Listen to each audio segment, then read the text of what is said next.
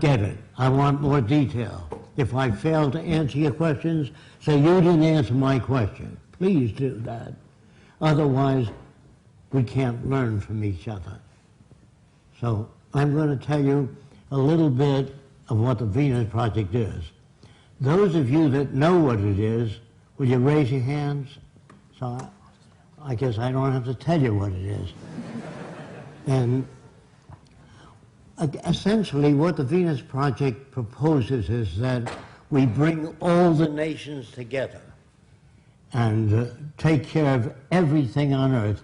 We pledge allegiance to the environment and all the world's people. The end of separate nations, the end of the artificial boundaries that separate people, and the sharing of all the world's resources by all the world's people. Anything less than that will create the same problems over and over again. If few nations control most of the Earth's resources, you're going to have territorial disputes. You're going to have war. You're going to have all the problems you've always had. That's why most people think it's human nature. They think man is basically greedy and that this is why you have problems. That is not true. I want to say this.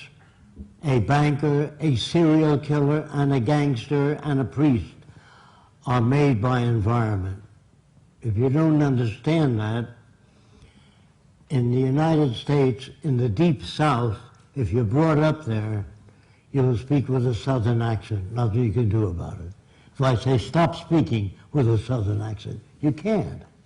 Now, if you're brought up in an uneducated region, you're going to have things like this. Those damn niggers is the way they speak. I'm imitating them. They say things like, I'm gonna dip me a nigger and I'm gonna kick his ass. That environment, the expressions, the facial movements are picked up by the environment. It's not human behavior, it's the environment we come from which generates behavior.